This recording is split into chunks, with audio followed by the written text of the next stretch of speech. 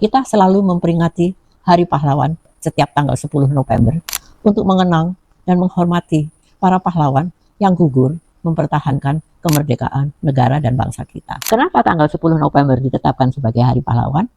Karena pada tanggal 10 November 1945 terjadi perang yang sangat sengit di Surabaya antara tentara Belanda dibantu tentara Inggris dengan tentara dan pejuang kita. Belanda ingin kembali menduduki wilayah negara kita.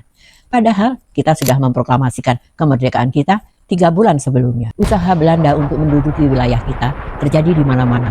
Pada tahun 47, Belanda menyerang Yogyakarta dan menangkap Presiden Soekarno, Wakil Presiden Hatta untuk diasingkan ke Bengkulu. Belanda menduduki Yogyakarta. Tentara kita dengan dipimpin oleh Jenderal Sudirman keluar kota dan melakukan perang gerilya karena jumlah pasukan yang mungkin kurang mencukupi.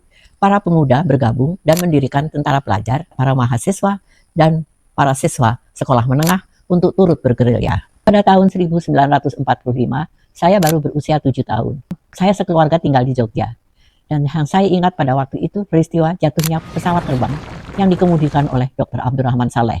Membawa bantuan dari pemerintah India. 1947, saya sekeluarga pindah ke Jakarta karena ayah saya mendapat pekerjaan di Jakarta.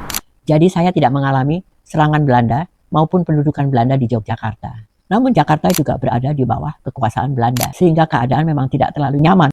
Meskipun Belanda juga kemudian bisa menduduki Bandung, Semarang, dan beberapa kota lainnya, namun tentara kita dan tentara gabungan pelajar tetap melaksanakan perlawanan perang gerilya berlangsung selama 4 tahun. Akhirnya pemerintah Belanda menyadari ketidakmampuan untuk mengalahkan perang gerilya tersebut. 1949, akhirnya pemerintah Belanda mengakui kedaulatan pemerintah Indonesia.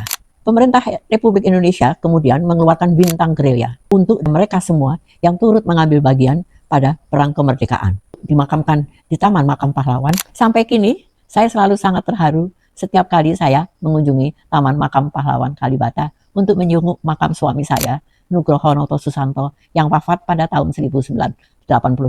Almarhum suami saya memang menerima bintang gerilya karena dia pada usia 16 tahun sudah turut bergabung pada tentara pelajar dan turut bergerilya di daerah Kulon Progo, Yogyakarta. Jika kita mengunjungi Taman Makam Pahlawan Kalibata, kita akan terharu melihat beberapa makam dengan batu nisan yang tertuliskan tidak dikenal. Rupanya perlawanan terhadap Belanda terjadi juga di Jakarta dan korban-korban juga berguguran dan tidak dikenali namanya. Begitulah akhirnya kisah saya mengenai Hari Pahlawan. Terima kasih.